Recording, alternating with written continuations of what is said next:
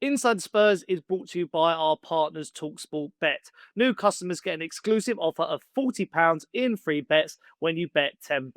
Go to talksportbet.com/Inside Spurs to claim this offer now. I think a lot of fans are kind of falling for him.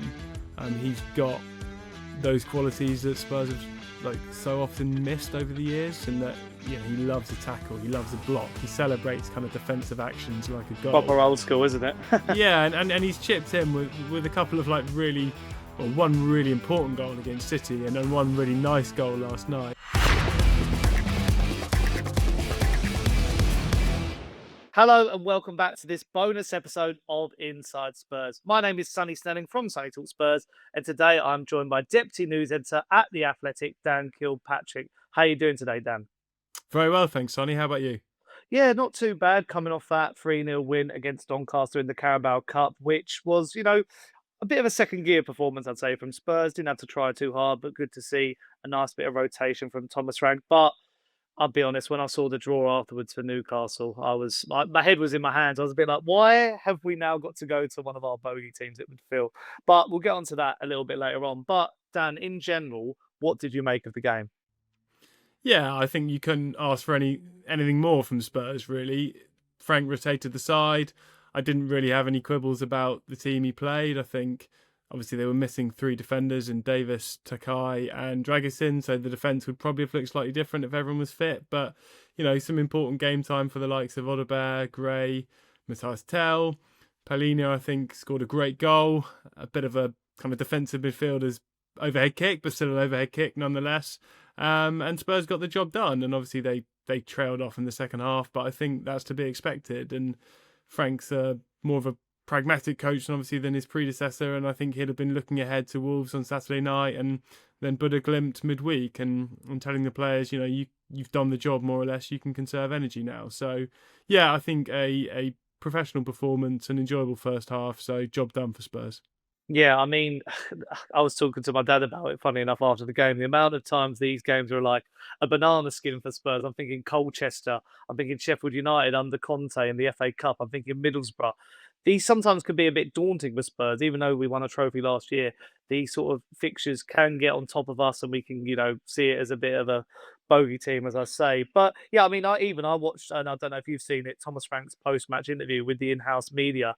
And this is why I like him compared to Ange Postecoglou, because he's always looking to go that one step further. He sees the maybe things that we need to improve on and goes, this is what we need to work on next. How do you feel like he will get that across? Because I think at the moment he sees it as he's sort of fixed the defence. Maybe the attack could be doing a little bit better, even though we've scored a nice amount of goals this season.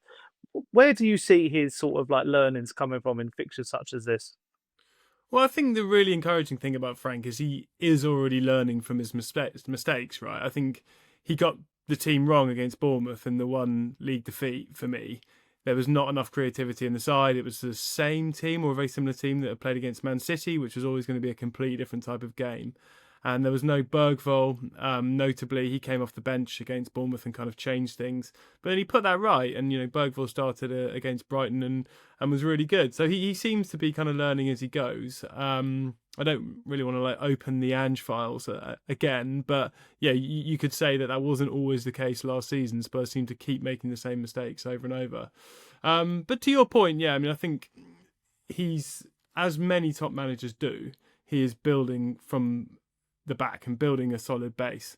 And I remember Pochettino doing that, making that point very clearly when he came to Spurs, that, the most important thing was to have a defence that kept clean sheets and then you could work on other things. And that's clearly what Frank's tried to do. And I think it's fair to say the attack has looked clunky at times this season and it is still not there yet. But Spurs are keeping clean sheets and that's really, really encouraging. And that's a good basis for kind of improving the attack. I think Xavi Simons will make a big difference there. He's going to add creativity, whether it's from the left or at number 10. And I think Spurs will get better as they continue working under Frank, who's clearly a very good coach. So, yeah, I think the early signs are good. In relation to Doncaster, I shared your view when I saw the lineup that it could be a really tough game because I thought that front three isn't going to be able to hold up the ball. It's going to keep coming back at Spurs. It's going to be maybe another Tamworth, a bit of a slog. but Doncaster went for it. From the first minute they were trying to score, and that left space at the back, and that was really important and helpful for Spurs. So in the end, it ended up being quite an exciting first half and quite a good attacking performance in the first half from Spurs. Yeah, I think clunky attack is the best way to talk about it. And I'm going to speak about the X Factor players who we hope will, light a spark in the creative sense later on in the video. But some players that I want to talk about now who shone last night and have, looked quite good so far this season is Palhinha. I mean, funny enough, when I saw that Spurs lineup and I saw him and Gray, I thought, maybe Gray plays at the back like he did last year and Palhinha goes in midfield. But Palhinha playing a more of a centre back role, but, coming into that midfield as well, scoring a wonderful overhead kick goal from a set piece. I mean, our set pieces now look, night and day from Ange Postecoglou as well. Do you think now Spurs have, they're looking to actually make this deal permanent? I've been reading recently. Do you think we'll see him more at centre back occasionally as an option, or do you think he has got to be Spurs' six, in most games, week in, week out? I don't think we'll see him at centre back often. I think that was a case of needs must. I mean, who knows? But Spurs were missing Dragusin, Takai, and Ben Davis, who could all play centre half. And I imagine if one of them had been fit, Frank wouldn't have put Palhinha back there. But as a kind of emergency option against League One opposition, it was absolutely fine. And I was really glad that he did it that way around, because I think we all want to see Archie Gray in midfield, either in a settled, confident team, which wasn't the case when he played in midfield last season, or kind of against a slightly lesser side like Doncaster, so that he can show what he can do. And I think he was really good as a kind of box to box midfielder last night. Gray, I really like watching him. And yeah, on Palhinha, I think it's too early to talk about a permanent deal. It's September and he's on loan till the end of the season, so that's not a decision Spurs have to make now. But I think a lot of fans are kind of falling for him. He's got those qualities that Spurs have so often missed over the years, and that he loves a tackle, he loves a block, he celebrates kind of defensive actions like a goal. Proper old school, isn't it? Yeah, and he's chipped in with a couple of one really important goal against City and one really nice goal last night. Albeit, as I said, it did feel like a kind of proper defensive midfielder's overhead kick. It was quite kind of slow motion. But I think he seems to be a really popular and important member of the squad already, and kind of long may that continue, really. Yeah, I think we've been crying out for that player for many years. I mean, proper old school, no nonsense tackles. Even his diagonal passes are really good to move on the play, and just his touch map last night was just up and down the pitch, even at centre back. So it's just something that. I mean, they say never fall in love with a lone player, but I think Spurs fans are falling hard for this one. And you mentioned Archie Gray there. Now, really good to see him getting some minutes because, I mean, he's only started the one game against Burnley in the Premier League this season. And you mentioned how good he was. I thought he was comfortable on the ball. He showed what he can, offer. Do you think we could actually see him kick on this year? We know his relationship with Thomas Frank. He could have ended up at Brentford. Can you see him making more of a move to get in that Tottenham midfield this season? Yeah, I mean, I hope so. That will be the aim from him and from everyone at the club, really. But he is only 19 and there is a lot of competition in the midfield. But as we've already seen, Frank is going to pick teams based on circumstance, based on who Spurs are playing, based on what kind of game he thinks it's going to be, based on other games coming up, based on other factors, and so that gives Gray a chance to play certain games as he did against Burnley. And I think kind of it's going to be a long, hard season. Madison and Kulusevski already injured. They're not quite playing in Gray's position, but there's going to be other injuries. At some point, Spurs are presumably going to be without Sarr or Bentancur or Bergvall or both, and Gray's going to get his chance in big games. So I don't think we should put too much pressure on him to kind of make a breakthrough and get in that team immediately, because he is still a teenager. But I do think he's obviously a phenomenally talented player.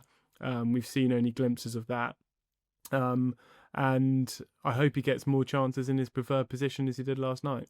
Yeah, and the final player I want to get your opinion on, and he got his chance last night, played through the middle, then on the left was Matisse Tell. Obviously, not the greatest of cameos from him to miss chances where he swiped to the ball and it sort of got away from him. How do you think Thomas Frank handles Tell? Because from a personal point of view, as a fan, I see he's lacking a bit of confidence. I think there's a bit of that pressure on him this season because he's not in that Champions League squad. So these are the games where he would probably feature. He, played against West Ham and didn't get a goal contribution as well. I mean, I'll give my opinion first. I think there is a talent there. I think there is a really good talented player there. He's only 20 years old and he's doing all the right things. I think he's getting in the right positions. His movement as a striker is good. It's just, the hardest thing in football is to score a goal. I guess we have to keep faith with him because Thomas Frank has got that amazing track record of improving attacking talents like he did at Brentford. So when you look at the Tell situation, how do you sort of see it playing out? Well, I agree with everything you've just said. I think there's something there, but it's not happening for him at the moment. I think my concern with Tell is, once he was left out of the Champions League squad, I was actually immediately looking at that Doncaster game thinking like, wow, that's a really important game for him. I didn't expect him to play against West Ham, admittedly. And I guess there's a case that he's kind of got to take those opportunities when they come because Moani, I believe, had a dead leg, so is not out long term. He should be back in the next week or so. Solanke's now back in full training. So suddenly Tell drops right down the pecking order at centre forward, which he has said is his preferred position, to fourth choice. And it's kind of tricky to see him getting too many starts on the left because obviously Brennan Johnson's been playing there. Xavi Simons has been playing there. Odebear's done well last night and has played there in the league, started the last two games. So, I look at Tell and I agree with you. I think there's something there. I think he's doing the right things. He's not shying away. He's not hiding. That's really important. But his confidence is obviously low. And, it's pretty rare to see like a player at this level do a kind of air kick as he did in the first 5 minutes last night. Like you don't often see that, someone just completely missing the ball when it's under their feet. And that kind of tells me that, he's struggling a little bit. I guess the one thing I would say is like when it wasn't happening for Timo Werner last season, for example, fans were just kind of on his back and then they weren't having it and they were kind of angry with him. And I don't sense that that's the feeling from the fans towards Tell. I think it's more kind of supportive. It's more like, we want you to do well. We kind of feel a bit sorry for you. So he's got that backing. He's doing the right things. But for me, the worry is like, when's he next going to start a game?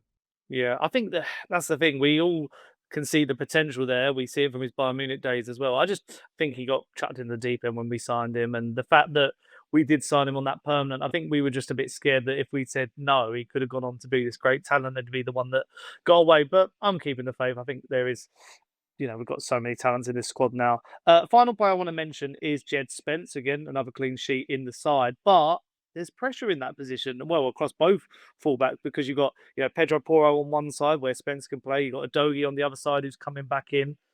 How do you see this fullback issue resolving itself? Because I mean, I for one think it's the perfect headache. You'd rather have more talented players than less in those positions. Do you think Spencer's still got that starting role though, or has he got pressure on his back? Well, I agree with you again. Like, I think it's a good scenario. It's a good problem to have. Three fullbacks competing for two spots, all of whom, are very good players and bring different things. I've got to say personally, like, the start of the season, I saw a lot of Spurs fans on social media, and I was having conversations with others saying, they thought Spence had kind of locked down left back and they wanted him to stay there. But I think it's more balanced having Udogie there. I think you want a left foot kind of bursting down that flank, and we saw that against Brighton. What he can bring, playing on his natural side. It wasn't quite kind of Kieran Trippier for England at the Euros when Spence plays there, but it is a bit kind of predictable when you've got a right footer, I think, because that they're going to prefer to come inside. So for me, I'd like to see Udogie, assuming they're all fit and playing well, I'd like to see Udogie on the left. But then I think Spence could make a pretty compelling case to start ahead of Porro on the right. I think he's probably a better one-on-one defender. Porro brings kind of different qualities going forward in his ability to kind of progress the ball and put a ball in the box and take set pieces. But I think, sort of in conclusion, really good problem to have. Three very good players competing for two spots. Yeah, I think Porro maybe might be more under pressure in that position because, I mean, what he offers from the creative sense is great, but that defensive attribute, Jed Spence penitentiary, as we call it, or as he seems to be Yeah, coining it. I saw he did a Ajayi on Instagram.